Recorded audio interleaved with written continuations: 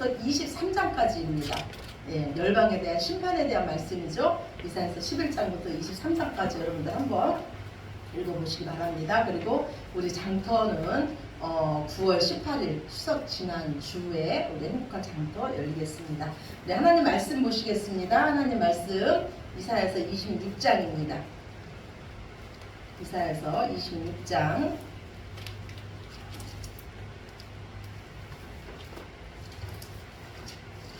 이사야서 26장 1절에서 우리 7절까지 말씀입니다.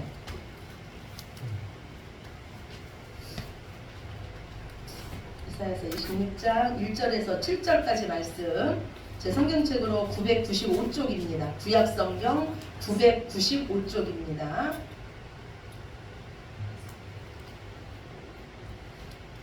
995쪽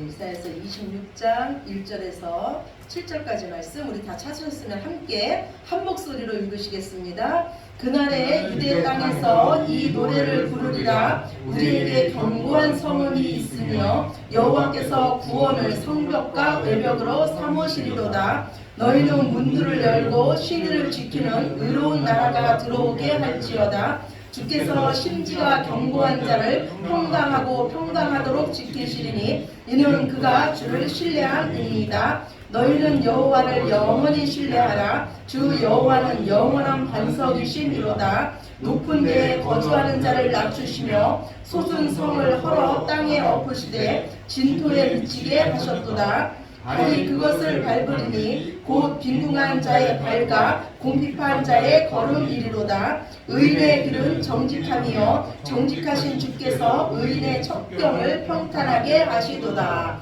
아멘. 네. 하나님은 계속해서 우리에게 말씀하시길요.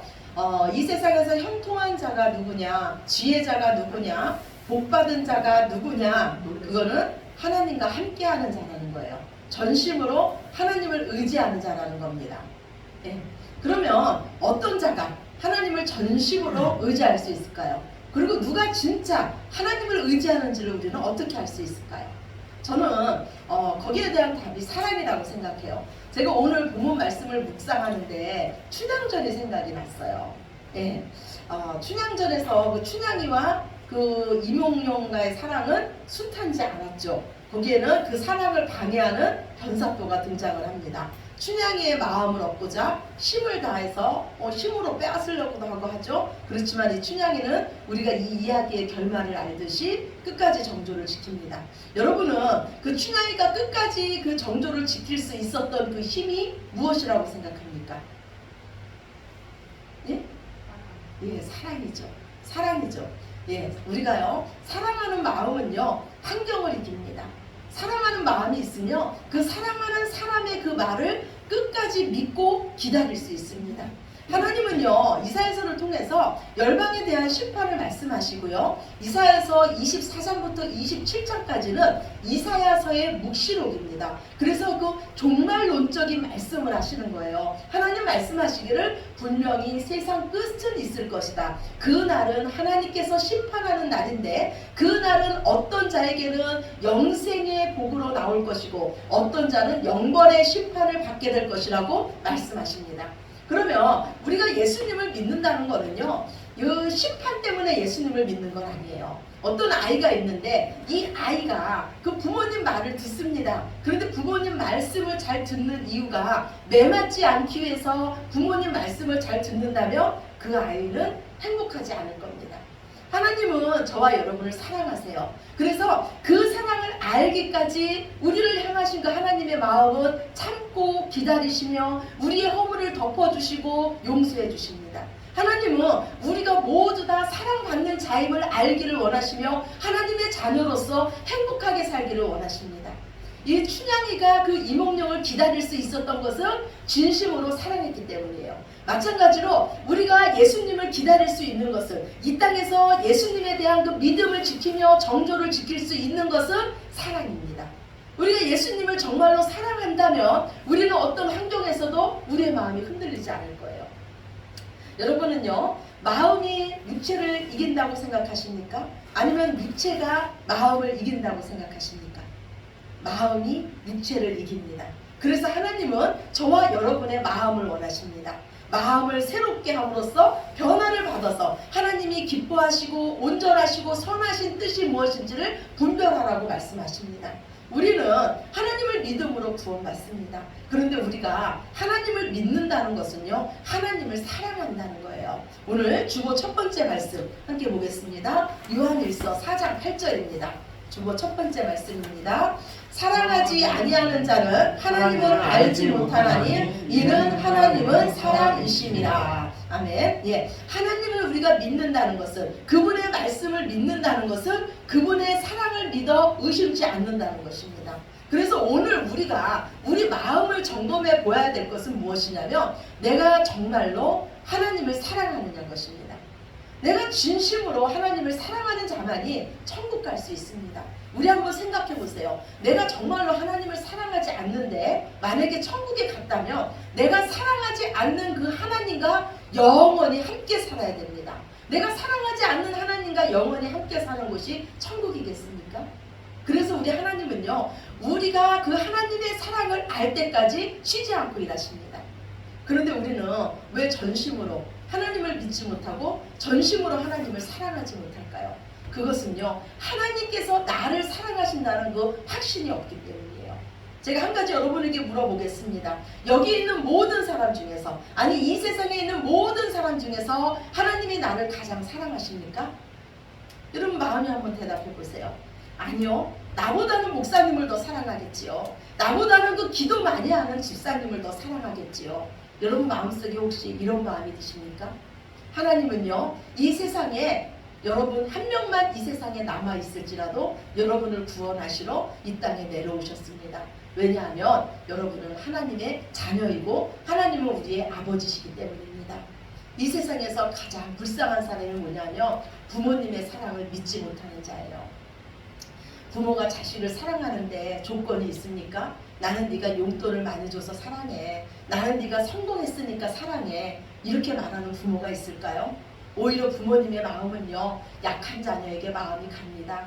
아픈 자녀에게 더 마음이 가는 것이 부모의 마음입니다. 하나님의 사랑을 의심하지 마시기 바랍니다. 하나님의 사랑은요, 예수님의 십자가에서 이미 확증되었습니다. 그분은 우리 때문에 온갖 수치를 당하셨고 여러분을 살리시기 위해서 십자가에서 죽으셨습니다. 지금 우리의 환경이 어떻든 하나님의 사랑을 의심하지 마시기 바랍니다. 그분의 사랑은 회전하는 그림자도 없다고 하십니다. 즉 그분의 사랑은 변함이 없으시다는 거예요. 그분의 사랑은 완전하시다는 겁니다. 그래서 하나님께서 내 삶에 허락하시는 모든 것은 우리로 더욱더 하나님을 의지하게 하고 하나님을 더욱더 사랑하게 만드는 그 도구일 뿐입니다. 이 하나님의 사랑을 의심하지 않는 자가 어떤 상황에서도 심지가 견고한 자, 하나님에 대한 신의를 지키는 자가 될 줄로 믿습니다. 제가 나이가 들면 들수록요, 점점 더 알아가는 것이 하나님에 대한 사랑입니다. 제가 여기서 목회를 시작한 지가 6년이 됐어요. 그런데 얼마 전에 제 마음에 큰 회의가 왔습니다. 무슨 회의냐면 복음을 전한다고 제가 전하는데 저부터 부드러워지기보다는 점점 강해지는 거예요. 처음 시작했던 그 마음은 점점 잃어가고 첫사랑은 잃어가고 점점 율법적인 사람이 되어가는 겁니다. 이런 제 마음을 볼 때 제가 생각하기를 나는 아니구나 이런 생각을 했습니다. 그리고 또 저희 교회 한 집사님이 저에게 말씀하시기를 우리 교회는 강성들만 모여서 어떤 것도 하기가 너무 힘듭니다. 이런 말씀을 저한테 하는데 순간 제가 너무 죄송하다는 생각이 들었어요. 목회자가 제대로 서 있지 못하니까 성도들이 사랑으로 부드러워지기보다는 점점 강해지는구나 이런 생각을 했습니다. 저 자신에 대해서 실망하고 낙심하고 있을 때 여전히 저를 사랑하시는 하나님은 저를 찾아오셨어요.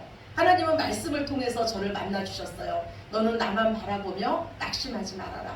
환경을 바라보지 말고 더욱 집중해서 나만 바라보라. 표대를 향해서 달려나가라. 온유하고 겸손하다는 것은, 나를 닮았다는 것은 그 결과를 하나님께 맡기는 것이다. 너희가 선을 행하되 낙심하지 아니하면, 피곤하지 아니하면, 포기하지 아니하면 때가 이르면 열매를 맺을 것이라고 하나님 말씀했습니다. 저는요, 하나님께서 왜 우리 삶에 이런 낙심되는 상황, 이 고통을, 이 고난의 상황을 왜 우리에게 허락하시는지 저는 압니다.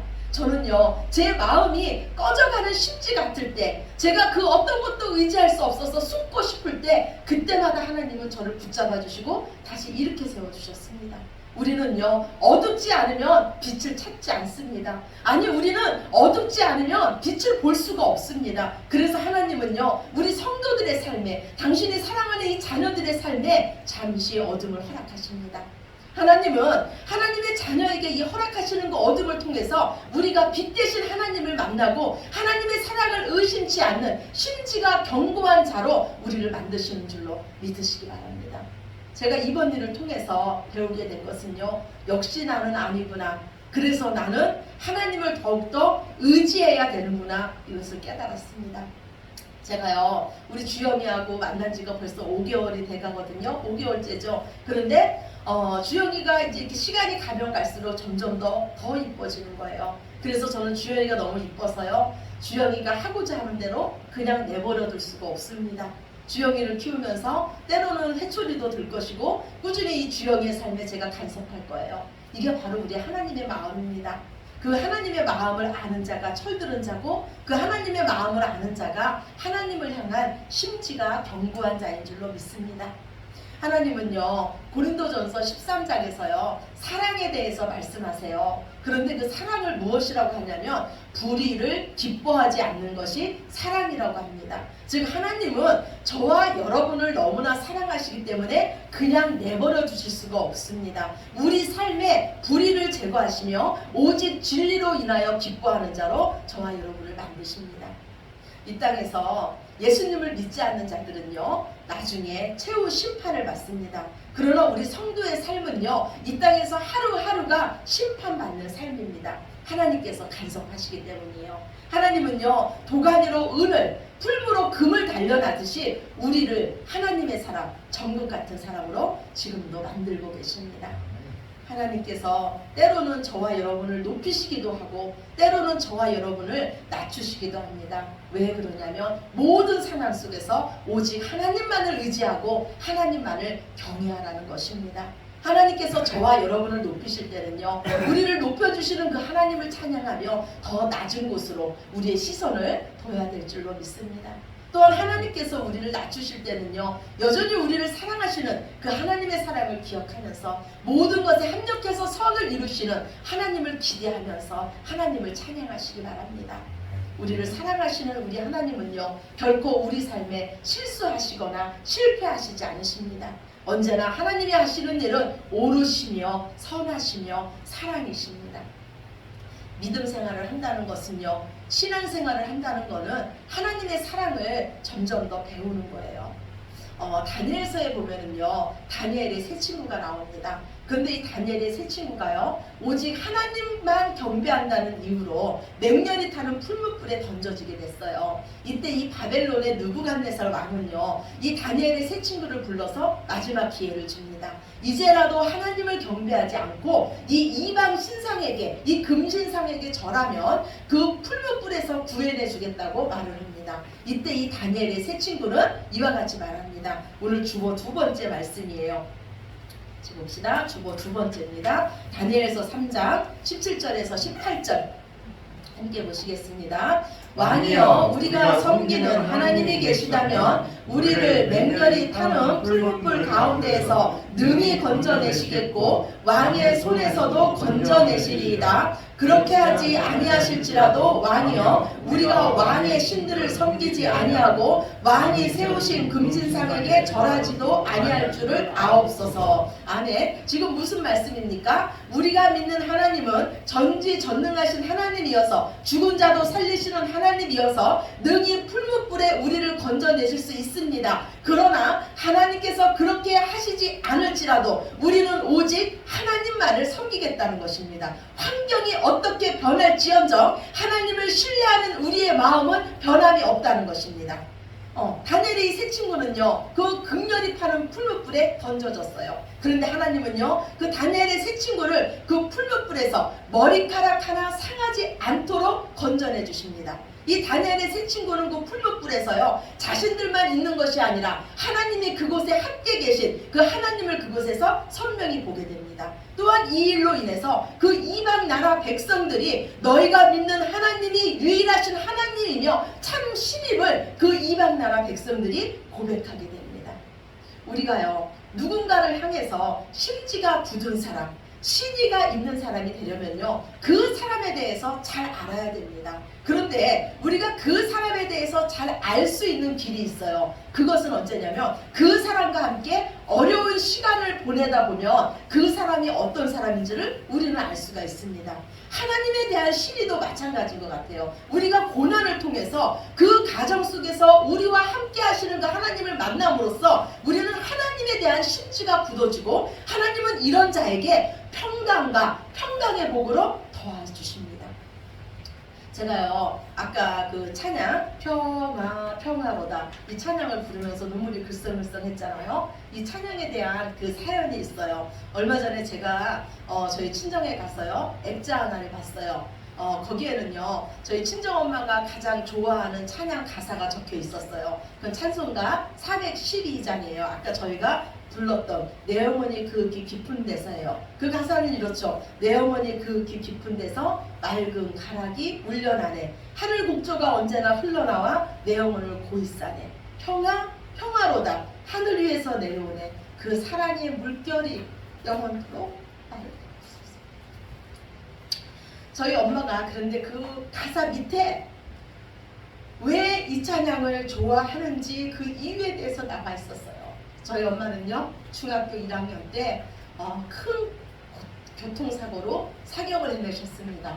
그런데 그 사경을 해마면서 그 작은 도시에서 저희 엄마를 치료할 수 없어서 앰뷸런스를 타고 이 병원 저 병원으로 옮기면서 받아주는 병원이 없어서 막 다닐 때 이 찬양이 저희 엄마를 감싸며 들리셨다고 합니다.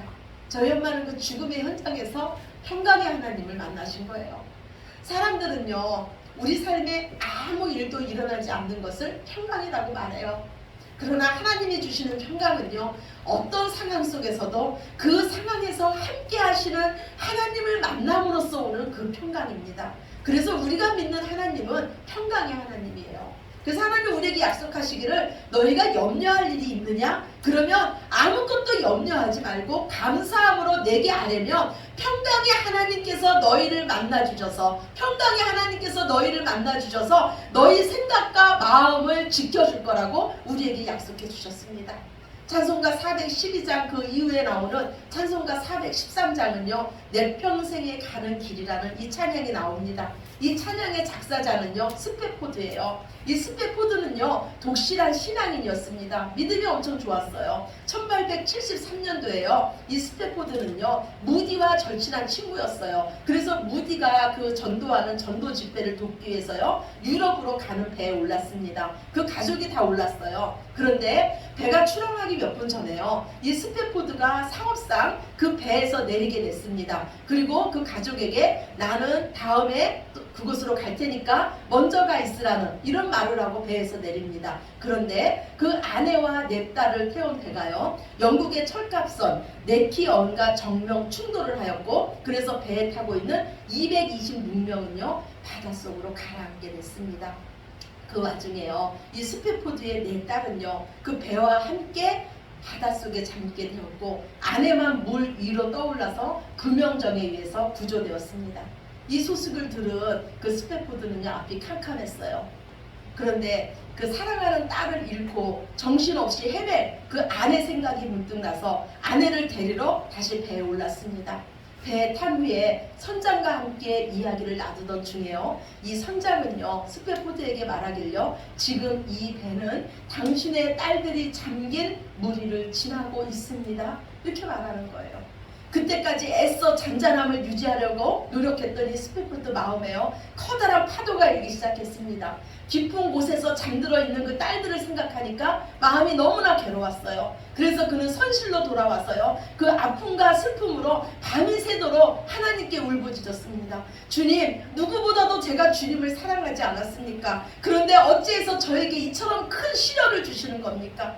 밤이 새도록 절망하면서 탄원하면서 기도하던 이 스페포드의 마음의 깊은 곳에서 형언할 수 없는 하나님에 대한 신뢰와 하나님에 대한 평안이 솟구치기 시작했습니다. 그는요 그의 입술로 평생 경험해보지 못한 그 평안을 고백하기 시작합니다.